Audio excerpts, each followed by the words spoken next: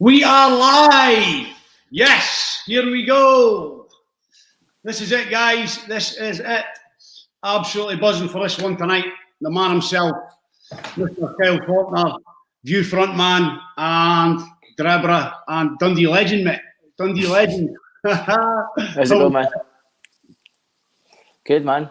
Just buzzing, man. Just happy to be on, man. What's happening? Mate, just cracking on. I'm buzzing to hear you on. Definitely. Well, maybe we need subtitles tonight, mate. Two Dundonian accents. Hopefully it's the majority of Dundonians could tune in, can't we? Definitely. Understand what's going down.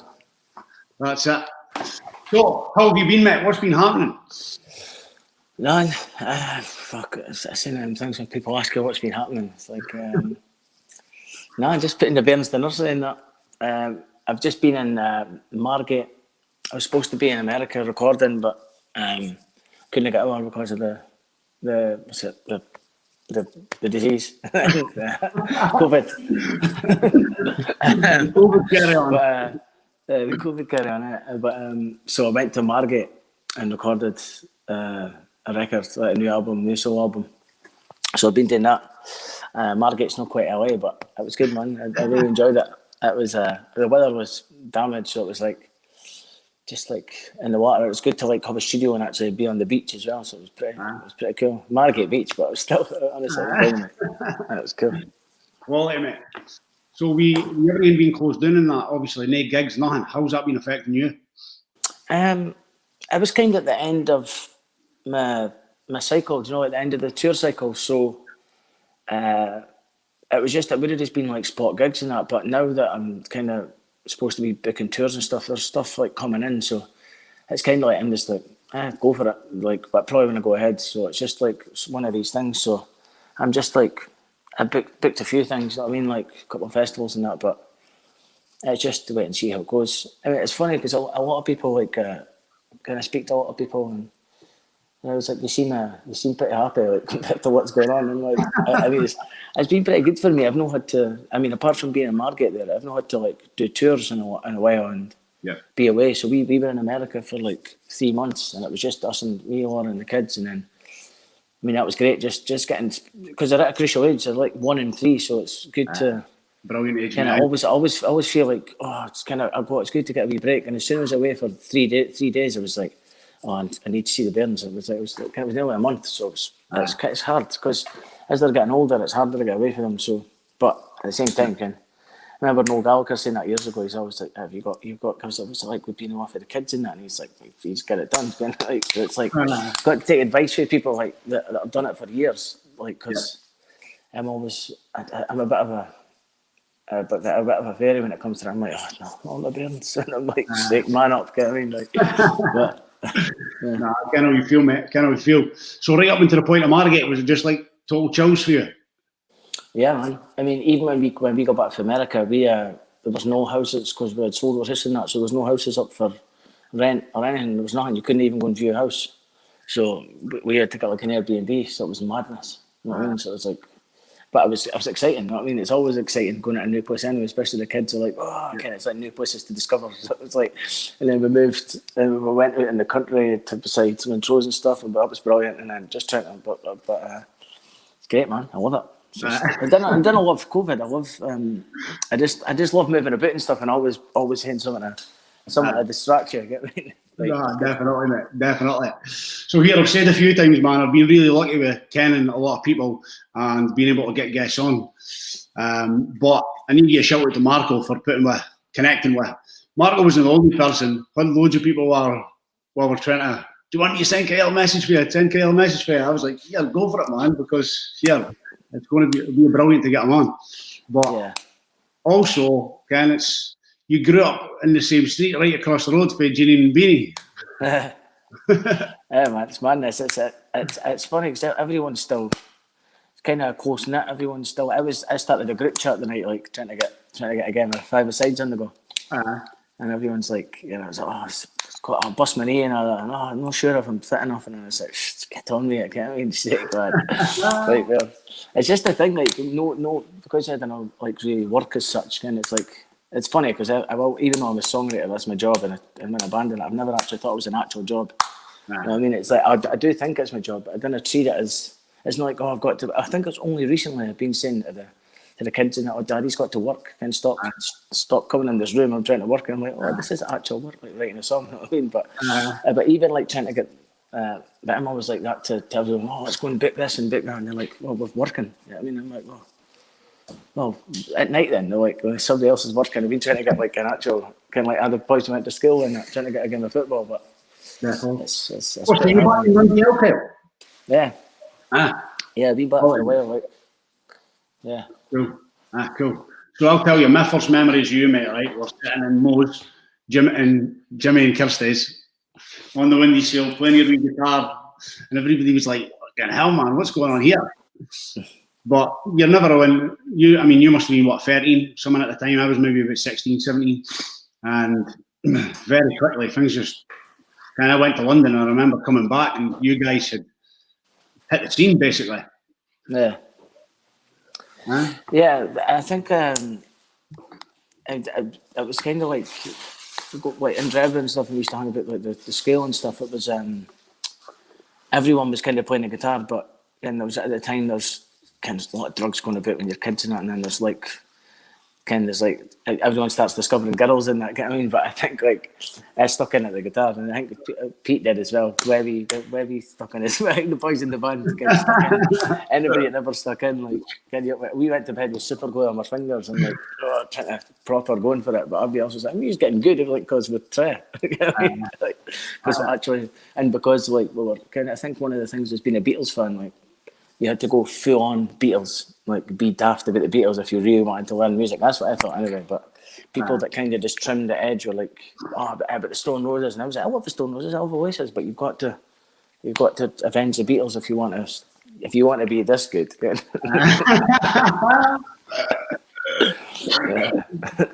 Brilliant, right? So when you were playing the guitar, and obviously Crazy Mo, how did he take up the drums?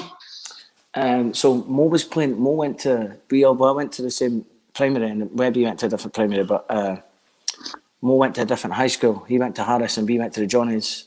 And then we were like friends of family friends, like me and the Morrisons and that. And we had another guy called Ryan Brown that was playing, and we were called Kyle and the Casuals, and we were called Lost Weekend, and we were called Surreal. We won the talent show a couple of times, and it was like, I thought we were good big shots. And then we had another guy, Ryan Brown, playing the drums, and then I didn't really get on with him. So then after that, I was like, it's not a cousin, but he's like my second. He's not even related to us more, but we used to say that. It was like because we used to go to each other's parties. Your old man's mate.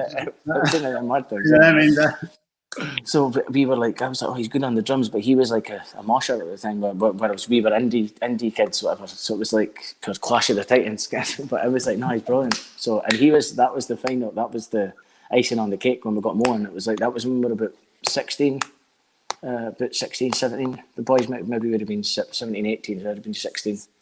And then it just kind of clicked. And then I think that's when we started writing. We'd always been writing, me and Kieran, but when we kind of took the songs to the practice room, rehearsing the Bayview, and because my cousins took it over, and we started putting the songs. We're like, these are actually pretty good.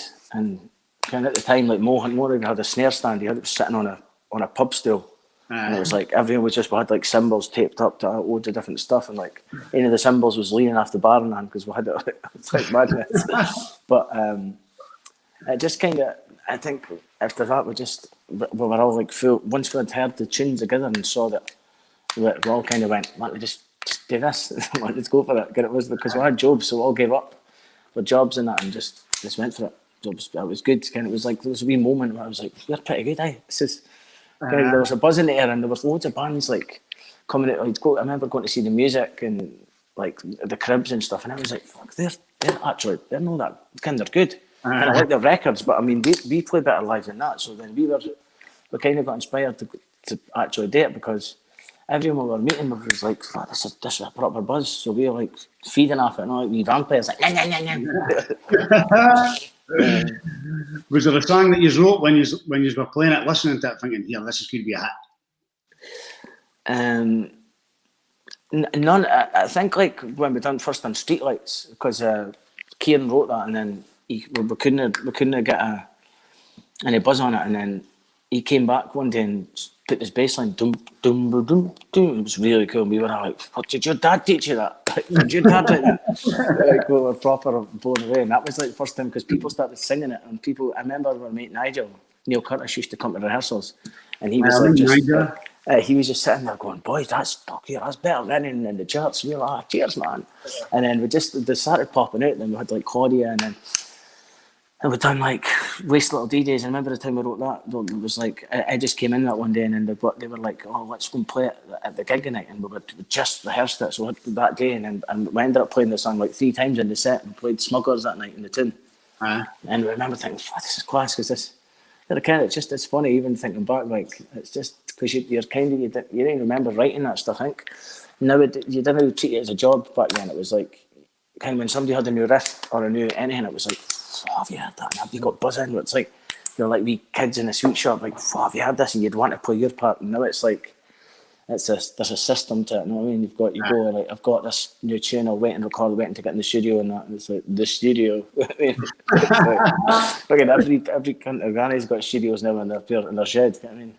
But back in the day, like, nobody had studios like they do now. Like, nobody had laptops and that. You know what I mean? So it was like, I've got an 8-track that I've not actually used, but I'd done the demos on, because even like in 2014, like we were demoing, but in studios. But then I was like, I need my old 8-track back. But I gave it to the Law one day, and they used to rehearse in the snooker hall up beside Beachy, and they were recording on it. And then I got it back, and there was no hard drive in it, so I'd lost all the tunes. Can I have my original tunes? It was like raging. I'd like Face for the Radio and the first Claudia and when I was like 14 and stuff, and I was raging. But I think it was somebody that knew how to work the stuff, because I wouldn't have known what a drive is.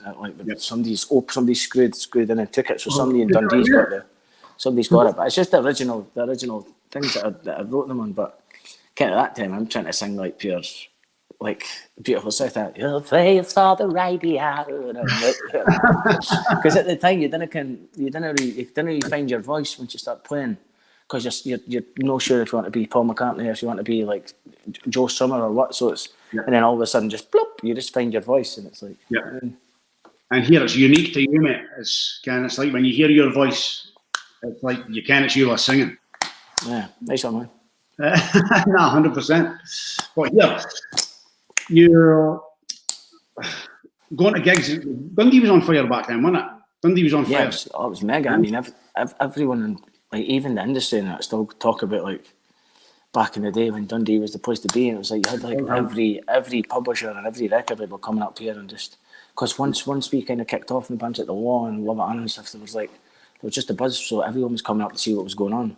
And I was actually speaking to somebody recently, and he was like, whatever happened to Dundee, because Glasgow's always got something going on. There's always like, there's always a band that are just on the cusp of taking off, or it's just like there's always somebody, because it's such a big place.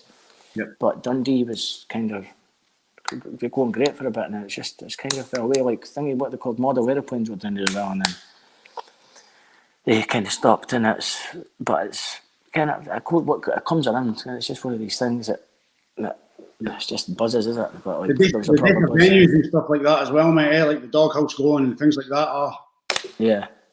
I mean, even that church and that, it's all right, but it's not the same. Kind of, even like when you play a gig there, it's like the Doghouse had you. I'm not saying the upstairs bit wasn't. People didn't annoy you, but like it's like the side bit there. You go in and it's just after you're like, whoa, here, were you not just on stage? One a line. You're like, what are you doing in here? Like, wow, you're making me want a book. Which is fine. I mean, when you're 16, 17, but like when you're trying to be slightly professional, it's funny because I say this now, but when we played the Westport Bar, and when we were like 17 or something, and I remember going into this band, Forward Russia's dressing room, because it was a kind of first NME band that we'd ever seen, because we read about them in NME. We were like, fuck, they're famous, kind of, oh my god. And they were shite. But I remember just going into the room, and we were like, all right, guys, it was kind of, it says The View and Forward Russia. And we came in, but it's the first time I'd ever seen my name on a dressing room. And they were like guys, we're trying to do our warm-ups with like did someone take my lozenges? And it's like, what the fuck? Yeah, fucking lozenges, on about. And like, it was mental, it's God's chaos. So they went on stage. It was like mental. So so from then on, they were pricks to us. Oh, Falconer assholes. Like, and we're only kids. But like, from now on, like, but now I'm like, if somebody comes in your dress, which is fine, it depends on any drinks you've had or whatever, but if people come in your dressing room, you're like, sorry, did I know you? It's like, whereas I used to be people totally killed them for that. No, we'd like, I can't believe they done that to us. And now it's like, but to be honest, kind of people do come in your dressing room, you're like, yeah, I hate a drink, it's all right. So I'm not saying to everyone to come in the dressing room, kind of, but it's like, it's kind of, you get older you kind of learn how to know there's being an arsehole and there's being humane, you know what I mean? So it's like there's a fine line. Yeah. Yeah, you had a great squad of Rangers as well, mate, eh? Because you're man. No fans, come on, because they were your mates, kind of, but it was a tight squad, a massive end as well.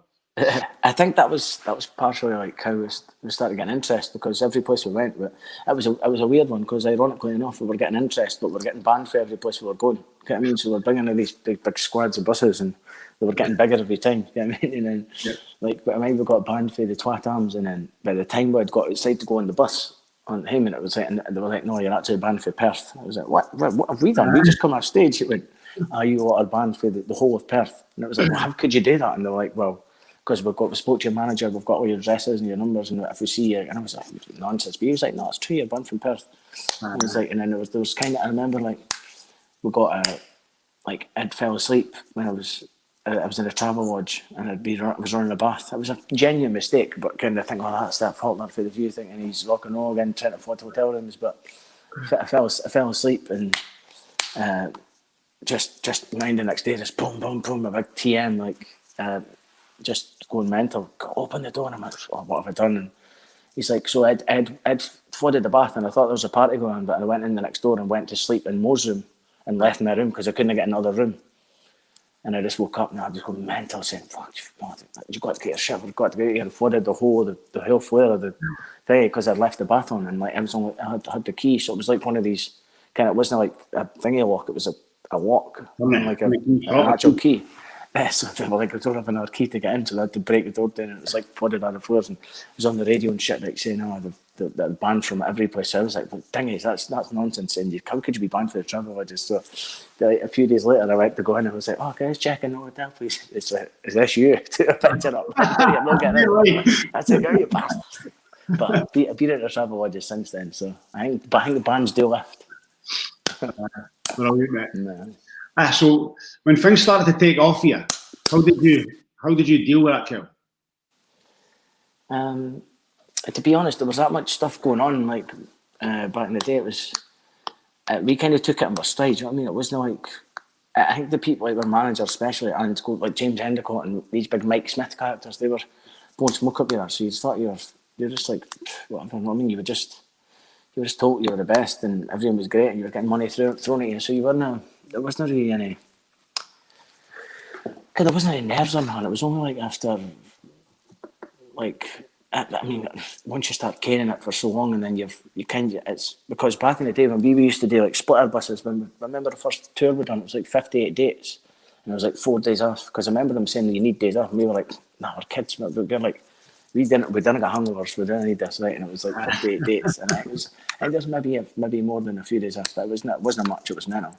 And some of these gigs were like there was 3 gigs in a day, because you were doing an after show. You were playing at the after show, and you were playing like HMV or something during the day. So you'd be doing 3 shows a day. Yep. And also you're singing the whole night on the guitar at the party, and then no going to sleep. So like, it was just mad. Like, I think eventually, once we started getting the tour bus, we're using that as like the big tour bus, we're using it as an excuse to even party harder, because we'd stay up at night and just go to your wee pit and just like recover with like Nosferatu, like you're spewing your ringer, like your TM's coming in, hey buddy, you're on in 15 minutes. You're like, why didn't you wake me up earlier? It's like, because you just went to bed half an hour ago. It's like, I'm like, fuck, I can't go on stage, you fucking nutter. Are you actually insane? How can I go on stage? I can't. And he's like, it's okay, buddy, I've got you a drink here. He just wafts the Jack Daniels in your face, like, oh, cheers, man. Like, oh, and then as soon as you're on stage, boom, I'm yours. It's like, man. Yeah, but like, adrenaline just kick in, mate. It's like a flick. There was a stage where I kind of developed this mad anxiety thing. Like I hate it. So like, yeah, there was a stage where everyone was like, "Oh, I've got anxiety," which I do know people do get, because I mean, I was on tablets. I kind of feel my pals taking these things because they've got anxiety, but it was definitely alcohol related and like just doing too much whatever. You know what I mean? And because once I stopped it, because I used to retch before I went on. It was like this thing, and then I spoke to other people. I spoke to like Ellie Golden, and she was going, I totally get that too. You're not, and before when I was playing and then I was playing with Ronson in the Roundhouse, and Adele was way to go on, and she was like singing the second last song, and she was spewing a ringer backstage, and I was going, there's some water. I'm just going, I can't even look at it. I can't. And I'm like, yeah, it's all right, man. This was before I'd done it. And then like a year or two later, I'm just like, like, and it was the exact same thing. So it comes around, and it's like you eventually, all these things that doesn't matter who you laugh at. Kind of like a few of my pals have said to them, like, you've no got anxiety. That's not what it is. And they've ended up being really bad with it, because I just think this is anxiety, vomiting and whatever. So everyone gets their own. It does shit to different people, you know what I mean? But that was my thing for ages. I was just vomiting. But then kind of as soon as it come up to this was from about 2012, 13 to like 2007, pretty much up to the last time we were playing, maybe 16. I kind of got good after I went to this rehab place and that. But after that, it was just totally like, it was like this thing, and I was just, and as soon as I was on stage, I'd be fine, and I'd come off and I'd want to play like for hours, and then, but I couldn't shift it, and I was like, why is it doing it? And then so it would be like my tour manager would go up with like a bucket at the side of the stage, and everyone at the security would be going like, what? And he'd go, he's got a problem, and he'd show them this bit of paper for the doctor. Yep. And it would be like, and I'd be like, just leave us, you're making it worse. It was like, and then it was just water, so I couldn't eat nothing. So that became a problem, because you couldn't eat during the day, because you'd think about vomiting later on. So then after it, you'd eat all the shite. Yep. And then it was just like, and then you'd think, come on, then you'd not feel good about yourself, so you just wouldn't eat, and then you just drink all the time, and it was just like, it was a bad cycle to be in. But yep. I think being on tour with your best mates is good as well, because even sometimes I've kind of got pissed off at them for saying, oh, you just didn't look out for me, and you just didn't care about us, and I wouldn't be there without them, you know what I mean? So it's like, they do help, even though sometimes I get pissed off how much like Pete plays FIFA, or like Webby doesn't come to the bar with us. I'm like, just come on, yeah. Like, it's like you need people around you. I mean, I reckon it must be harder for people that have just got like session musicians. I mean, like that are not really close to them. I mean, even like when I've been touring recently, like with my new band, I've got session musicians, and I love them all like individually. They're great guys, but it's not the same as what I've got with the View. You know what I mean? We went to school, and like we've got the same thing. We've had knocked lumps at each other, but we're still best pals. I mean, yeah. Whereas if I punched one of my solo bands, they would probably just quit. That's me one. It's that camaraderie, mate, is it? It's the banter, kind of like for me, it's like the football team dressing room, man. You're in there and you're ripping each other a shitey paper. So tell us about it, mate. When you were going on them tours, what were the benders? Many days were you going through? I can it wasn't like you wouldn't. It was just like the consistency. Like it was. Because you're doing 57 days in a row.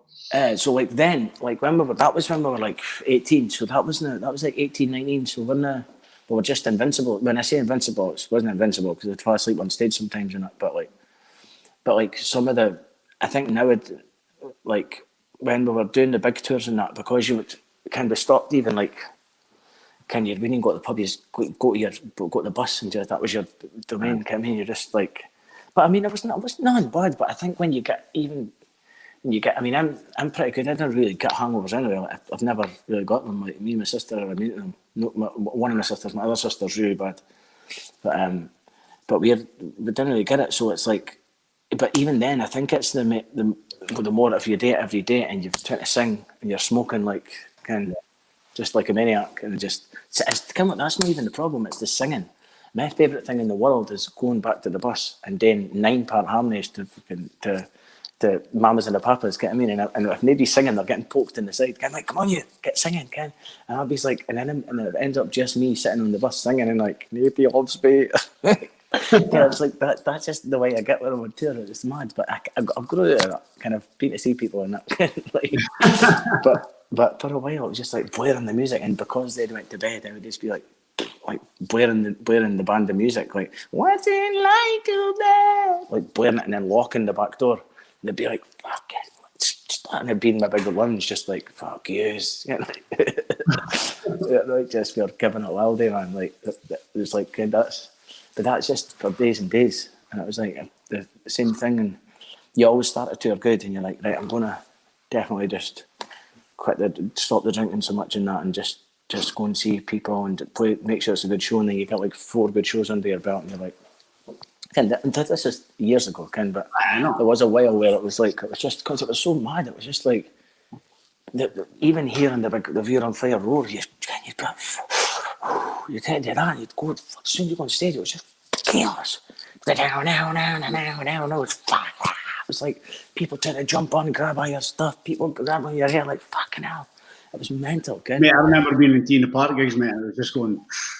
It was just like being surrounded by everybody for Dundee, mate. It was mental. Man, it's always been mad like that. I mean, I still like. I mean, I can't wait to play again. I'm not sure when that'll be, but I'm sure we'll all play again. I mean, but like, it's just I love it.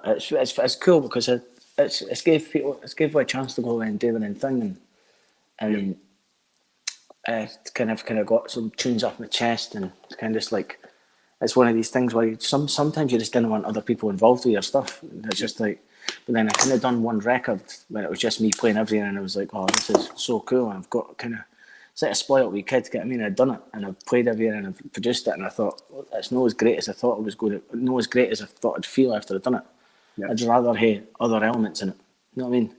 Because that's what makes a band. And it's like, and then I've just done this new record that's got like 1,000 million tracks on it, and I'm like, now I'm thinking, it's a great record, but I'm thinking I'm looking forward to getting back to playing with my band. You know what I mean? Yeah, 100%, mate. I love it. So, was there a day or was there a time when you thought to yourself, "Here, I need to start to think about straightening myself out a bit"? There were many times. There was loads of times where I was getting told that for everyone, saying you can't continue like this, and I was being like, I remember just looking at myself like, and my face is all swollen and I'm kind of like bloated for alcohol, and I was like, fucking off. But then I seen myself in the mirror and no seeing that. I'm just going, nah, I'm all right. And then, so I think for a while, people were, the band, they say now, but they were like, it was hard to speak to you when you were like that. And I was getting all this stuff, you're a prick and that. And then it's hard to swallow that. Can you sober up? I'm going, you're being an absolute arsehole. But this wasn't just like a hangover. This was like a consistency of being a bit of a dick for a while. Yep. And I was like, okay, so I need to stop. So. And was that people close to you while were saying these things? Yeah, this was my band, my TM. It was like, I think one of my tour managers, Gary Murphy, who's like one of my best pals. He used to be in a band of bandits, and he was like just a pal before we'd like done TMing and stuff. And when he came on board, he had been through similar kind of stuff. His band got signed for loads of cash, like we're doing really well. We had a tour Oasis, and he got fucked up. So I was like, I could relate to him a lot, and he kind of put up with my shit. So what he would do is like, he got me like a lounge, like my own lounge, like my own bed, like so I wouldn't annoy anybody. So it was like, and it was like a room on the bus. And I was at the time, I was thinking, oh fuck it, yeah, it's got my own room and all this. And it was like, but it was kind of like, no, because you need to stop annoying everyone else. And so, and I kind of, once I learned that, and he was like, oh, you should maybe try this rehab place. It's not for idiots. At the time, you think, fuck, I need to go to rehab. That's for idiots. That's for fucking for Eric Clapton and shit. You know what I mean? But like, were you just thinking that you were still just going through like Hannah Bevy, getting on it? I mean, yeah, because I still. Yeah, I still was in that mode, and I can still have a few mates that are kind of still in that mode as well. But I was, I think I got a few scares. Cause there was a couple of shit that happened, kind of like that shit that happened on the plane, and then there was like a couple of just kind of getting arrested for stupid shit in the street and that you shouldn't be doing, like for peeing in the street and then getting in fights. But the thing is, I shouldn't really be going out certain places, but I do, because when I hear a drink, I think, oh, people will be alright the night. It'll be sound, and then somebody says something, tries to wind us up. So I avoid that now. Do you know what I mean? But at the time, this was happening at the time, and I was like, why do I keep going to these places? But it's almost like I was challenging myself. I can, but no, I can't. Shit happened to my parents did, and that, and like even at the time, I was thinking, kind shit happens, but it's no, you kind of just had it like that. It's not just like shit happens, because you've got to. The massive things in your life. You know what I mean? It's I think, but kind of I've always tried to see. I'm quite a positive person. I mean, even like anything, I try to be happy about shit. You know what I mean? But I think there was a lot of pressure on that. I think because we were so easy about the whole thing about getting signed and money, and we were kept in it and asked to buy houses and stuff, and I was like, doing that, I think I was just, I had this, like, I was trying to be this, like, I didn't care about anything, do you know what I mean? And I thought I'm being sound and getting on my life, so I'm happy, but then I wasn't happy, do you know what I mean? So I definitely think once I met, like, Laura and had my kids and that was when I was like once I had my first one and got pregnant, when she got pregnant, that was like, just went, just changed, and I just went, right, fucking hell. And I remember I had this like one dark, and I was out to go to bed, and this rehab place that I was in Thailand, it was like maybe the third time I went, and it was there for like a month. This was the time where I went for like nearly 4 months, and it was like proper stint, but it was brilliant. Kind of luxury. I'm not saying it was hard. It was like good. Oh, it was really hard. Kind of, I had a shovel and what was it like? It was just like three massages a day, like doing Reiki, fucking meditation, like just absolute dynamite. Bike riding, personal trainer, tons of eggs, class fun. No, I mean I like these situations anyway. I'm like a wee sponge. If like it's weird, because when you go to these rehab places and that, it's hard to. A lot of people always message. That's kind of how I've kind of got off Instagram and Twitter and that, because I get these messages all the time, and it's sometimes if I don't reply, I feel bad. Do you know what I mean? But it's people asking me about. But sometimes people like get in touch and go, I'm thinking about going to rehab because I've got these issues. Could you? And you explain it, and they go, also, would you be able to meet you for a picture and that? You're like, oh fuck, I've just been like spilt my soul to this person. They're just saying that so that I can whatever. Yeah. You've got to be careful, man. I understand. So it's, no, it's when and the first 2 times I went, I was thinking, fuck this, don't get me out of here. I can't stand it. It was really cool to start, but sometimes it depends on the people you're in with and that. But the third time, I was like, I met my therapist I got on with her really well. Her name was Eve. She was just an absolute legend, and she finally got to like some deep issues that's and I'm no shy about speaking about stuff. Can I speak about anything? I don't know why I'm telling him, but there was like just some of the stuff that was so obvious, and it was like, oh well, how did I know? Look at that in the first place. And I think she was just going. And some of them, I think, like, especially for a therapist, you need to have somebody that you could trust. I mean, somebody that you could look in their eyes and go, right, I trust you. I don't think you're going to babble this. You know what I mean? Like, so do you? Because obviously you had a good upbringing, decent, good environment to come up, and obviously hitting the band. Like, do you think that just spiraled out of control, or do you think you were hiding for something, running away for something? What do you? I don't know. I think I was definitely hiding for like the death of my parents and stuff. I think that was a big thing. But even when I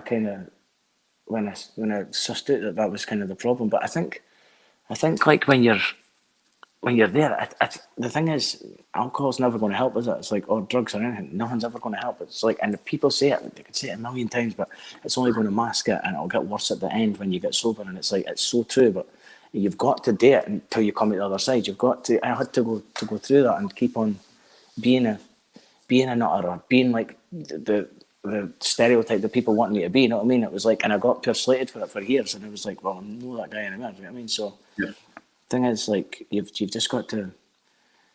It's kind of the amount of shit that I put up. It was like mad, but I mean, and as if I was actually physically like offending, like annoying people, and I was like, I didn't ken you. I've never met you in my life. Like sometimes I go to pubs in Glasgow and stuff, and kind of people would be like, oh, you fucking calling us like a Tim bastard and that. I'm like, mate, I'm doing support Celtic. I've never been to a football match in my life, maybe once. Yep. Says like, but I get association because the rest of the boys are like football fans, and kind of something I've got to watch when I go, and I'm just kind of always. So that's probably how I just got pissed all the time. Like, because you think you're hard as fuck when you're pissed. You're gonna fuck the week. Mental fucking nut. You mentioned the plane incident, mate. Tell a wee bit about it. Nah, it's fucking, mate. There's lawyers involved with that shit. And it's just like, mate. It was what a shite. Just some angry guy next to us just got completely blown out of proportion. It was just an argument, and it was like before it, I was doing like pictures with people and stuff, and everyone. It was like a thing, and I got getting people on guest list, and that was a complete Glasgow. It was a Glasgow flight, so everyone was, and it was like Abdi was kind of half cut as well, and I was really half cut, and it was like shit, and then the plane got stopped. But anyway, that's So coming out of rehab, right? Mate, you're looking fantastic. Cheers, man. Nah, yeah, mate, you're looking fantastic, and you can definitely see me twinkle when you're there. No, definitely.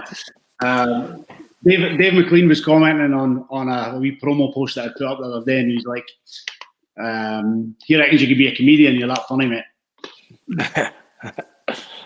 Fucking hell, he's always said that he was trying to get me a part in some film he was doing. Actually, I did get a part in his film, but I done like I had this scene. It was like, you think you could be? I was sorry, I've got all the shit into my head there. I was like, you think you could be a comedian? But like when I was in LA there, I was inspired, and I went to see this comedian. I was like, oh, fuck it, I can't just laugh better than that. And I was like, just writing stuff, doing a wee pad, a few beers in. I was like, I'm going for it. And it was like, right, mate, because a few days before it, I was like, can I get a spot? And the guy was like, okay, if you can get it at like 9:15, and I come to it and I shot it. And I was like, shit. So I went up to the guy that night. I was like, mate, I had all this stuff in my head. I was like, just go for it, right? And so I just started belting off stories, just as I normally do, like, because I've had a couple of shandies doing this, so I was just like, I started belting stories after them. They probably would have thought the accent was funnier, you know what I mean? So it's like, but the guy said, no, we're fully booked tonight. I went, no, it's 9:15. He went, no, that was your shot the other night, you never took it. I was like, no, but Dave was, so I got a part in the thing, and he was like, so what do you want us to do in the Schemers movie? He's like, so the director's like, you go up and you order, so we want you to talk about the Beatles, which you're pretty good at. And I said, I'm pretty good at that. That's kind of my thing. And he was like, so go up and there's some change. And so he gave me like two pences. And I was like, was this what you used in the 70s? 2p's, have they changed? And I was like, no. I was like, well, how much would it cost? Because I could talk about that when I go up. He's like, mate, you're just an extra. Like, don't worry about it. And I was like, going, oh, what is this? We've got, the Beatles Revolver, and I was practicing at the side and that, and it's like went up and just went cheers. That's what I tell them about. Within You Without You, that's not on that record. I think that's actually on the gold plated Sgt. Pepper that I had back in the home. And I don't even do this, but I shot it. I just went up and just like, it was like cheers, just put there, it bailed, and it was like, I mean, but I think you only see the back of my head. But I remember like hearing a bit of a convo, and they've just cut it because it was so shite.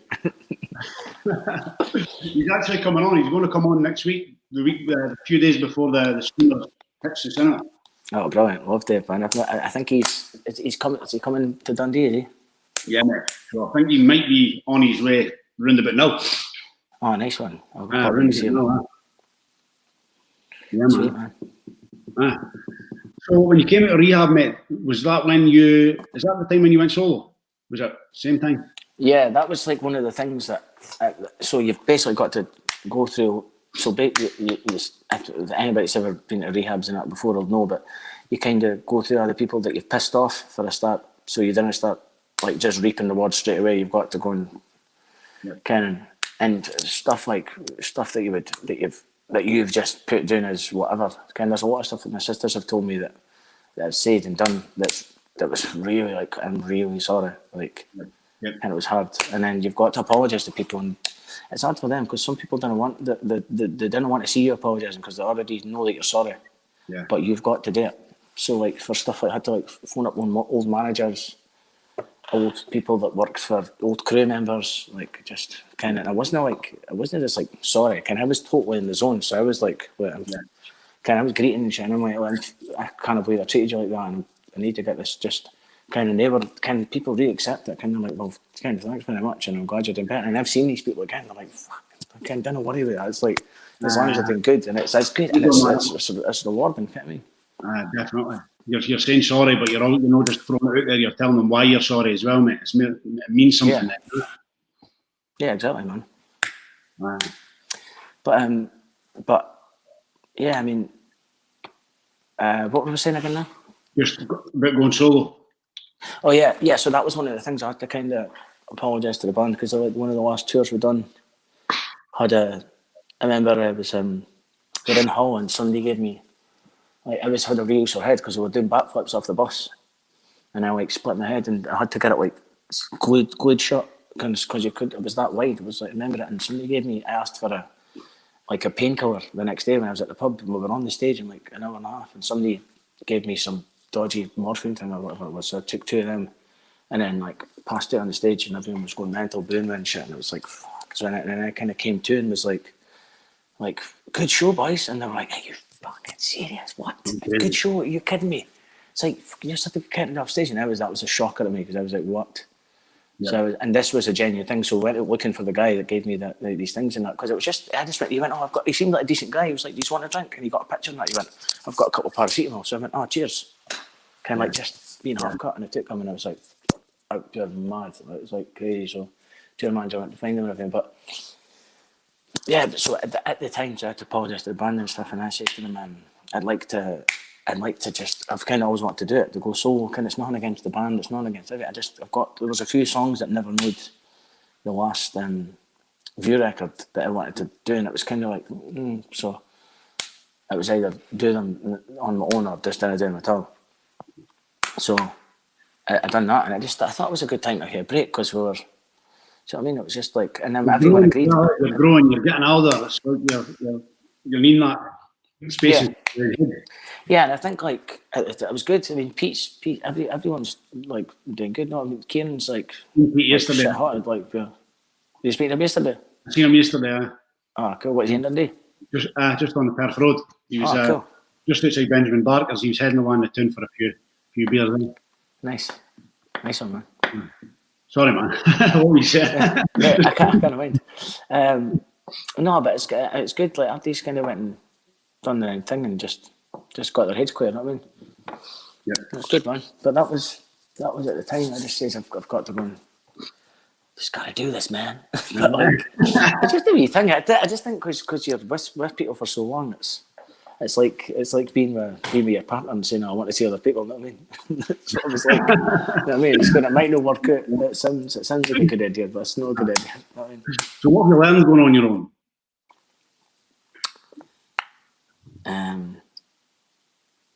That's better with a view. Nah.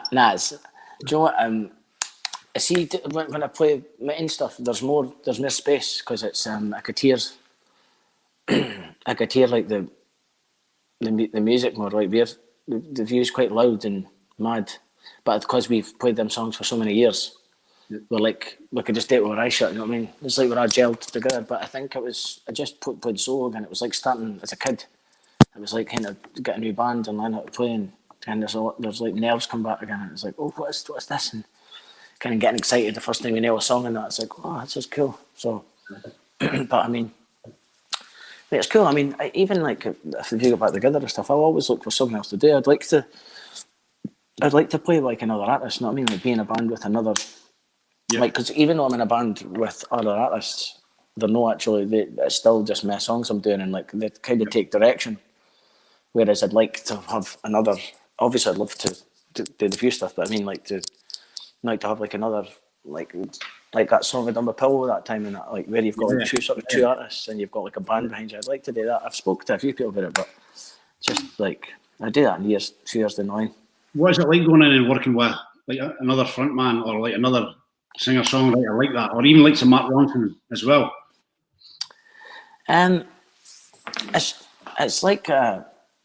It's like people don't really want to step on each. It's just like a self-appreciation thing, isn't it? It's just like you're like, oh, you're so hot, and it's like because that's the reason you've ended up working together, because you both like each other. So it's like I mean, working with Ronson and stuff was, I mean, he was signed to the same label as us when in like 2006 when we got signed. 2005, I can't mind. But I met him at a Who gig, and then we were kind of like the new cats signed, and it was like he was doing that Versions album, and we used to just go to gigs, and he was always there, and with all nighters and that, and then we used to just sing, and then he was like, "Oh, do you want to do Valerie one time? Because Amy's not coming up to some of the shows." So I got the call one time saying, "Amy's not turning up. We're doing a big show tonight. Do you want to sing Valerie at the end?" And I was like, "Nah, sound man." So I just brought him a wee uke, and he's like, "Oh, we're not playing anything." So I says, "I can't play with the guitar. I'm not sort of standing at WMG." So says, "I'll need to bring my uke." And he says, "Okay, well, we're not plugging it in." I says, "No, you need to plug it in as well." And I can't. He says, "Well, you need to work out the chords." I says, "I know the chords. It's fine. Don't worry about it. It's all right." But we done that, and it was like we've just been pals ever since. And then Dave McCabe wrote that bike song as well. So he asked me to. Dave says you should get Kyle to sing that because it was a touch too high. But I quite liked the way he done it, and he sang it. It was cool because it was like, it's pretty mad. He's got this big mad voice. But that's mad. Like some of the tours we've done, touring like Wu-Tang Clan and like fucking Duran, like on the same buses. And like Ghostface Killer's like standing on my toes before I go to bed, and I'm like, "God, I'm not fucking half my slippers, man." He's like, "Yo, sorry, dog." He's big duty, man. I'm like, "Yeah, he's a dog."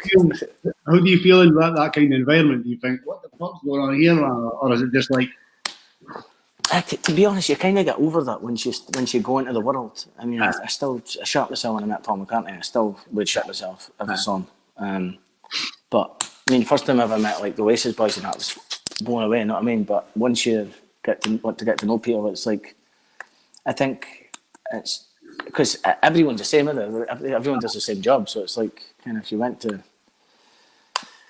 like even if I started at a job in like Tesco, I'd shit myself on the first day. You know what I mean? But as the weeks went on, it would have been normal. But, you know what I mean? So it's the same kind of thing.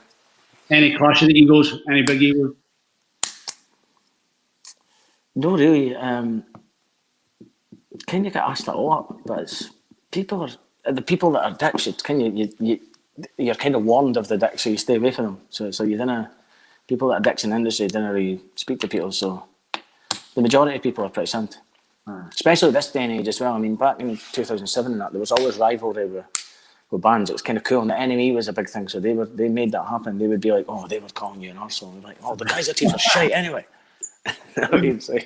And they'll just stir up a bit of nonsense, but we've never really had any beef. But sometimes we'd get forced into like having beef. As that Forward Russia, I suppose there was a wee bit of beef there. Like that I'd done any of these podcasts with the Tom for the Paddingtons, and he was like, "Oh, seemingly Jack from Forward Russia thinks you're like a little dick." And I was like, "Well, does he? Is that fucking right?"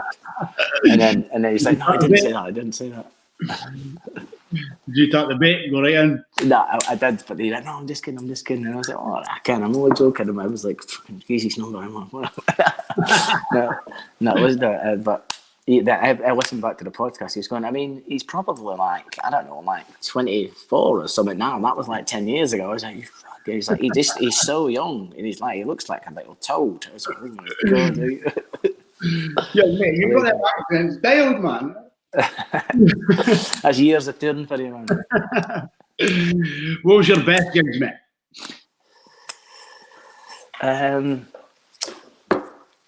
The headliners at Tina Park have always been great because we made sure they were crackers. I mean, like we were all like semi-sober and like kind of the families there, and it was brilliant. I think gigs are great, man. I mean, like what else? We've done this we done like second for top at Glastonbury before. That was pretty cool. But at the time, I remember loads of people were taking loads of, I was taking loads of E's. It was like for like 2 during the day. I wouldn't like dream of that in other days. But at the day, it was like since 2 o'clock, and we were on at like 8:30 at night. And it was, I can't even watch that back. People go, "Have you seen that? It's hilarious." They were talking about frisbees, and I'm like, "What? Oh my god! I can't see it when I watch it." And like nearly headlining Glastonbury, and like talking about frisbees. I'm like, "Oh, what was I doing?" Like, oh, just idiot, man. Honestly, but you've got to laugh, man. I mean, definitely, mate. Just bang the shades on and stroll on. Anyway, no, there's been like tons of gigs, man. It's just there's too many. And there's a lot of the gigs as well where you've kind of like you'd repeat them as well. So we've done like, we've played like the Caird Hall's always great, but we've done it like 10 times. I think like, or maybe more. I don't know. We've done like Barrowlands like 13 times. Done like academies, and they're not the big ones because they're always at the end of the tour or the start. And like, I mean, like we've done like 3 nights at like Shepherd's Bush in London. I remember that was a big thing because we sported Baby Shambles and we're thinking, imagine playing here on our own. Now we've done 3 nights, and that night we got like awarded with like double platinum, like award things kind of for like the record sales. And even then, when they're telling you how much you've sold, you were still like. Because you never knew even what number was to compare it with. Do you know what I mean? Right, so now they're coming in and going, right, you're A-listed on Radio 1, you've just won an ASCAP award. You're like, right, well, explain what that is, because you just go, right, whatever. These awards are building up in the cupboard, and you're like, what are the? You didn't come with the first, so it could be like for your granny down the road, but it's like, but they're going, you're A-listed now. If I got A-listed on Radio 1, I'd be damaged. I'd be like, fuck, yeah, I'm on the radio. But like, back then, your manager, there was so much going on. You weren't, and they'd come in with these big things and go, "No, you've sold your platinum double times," and you're like, "Well, what does platinum mean?" You're like, "What does that mean?" And so if it's platinum, why is the disc white? You know what I mean? It's like because we're spray painted special. I went, well, I thought it was a platinum disc, but can't get it right. So there's a lot of confusion. We were actual like. Kids, get what I mean? Like you need to explain stuff to her, like we kids in sweet shops, and like stuff like that was no. We wanted to be playing with the Oasis, get what I mean, and get the backstage passes to go to Oasis. And I remember like we played a couple of times with Oasis, and it was like that was us. We were like fuck, every year, you know what I mean? Like, is it cool if we come in? It's like, oh, morning, lad. I'm like, oh, yes, I kind of like it. Class, man. Fucking brilliant. That's what it's about, man. Definitely. So what's coming now, mate? What's coming now? I've just finished my record. I'm trying to release it rapid. And I'm trying to like stay after it. Everyone's always like, you need to keep on social media, and I really hate it. And then for every once in a while I go back on it and go, right, I'm going to support fans and shit. It's no me. I just kind of stand it. It's like I think I got into it when I was too old. You know what I mean? So, but I'm gonna start. I just got this, so I've been doing that for a bit. So that's going to be like for a wee bit, and just running as much as I could, playing some Mortal Kombat, and I've got my record coming out. So I'm just mixing it in at the minute. So. I'll probably be announcing shit soon in that, but I've probably just announced it here. Actually, I've got a new record coming out. I'm not telling anybody. I just realised that. Yeah, is there any demons that you need to deal with now, Kyle? I don't think so. I think there are. Taking them out individually, right? I don't think so.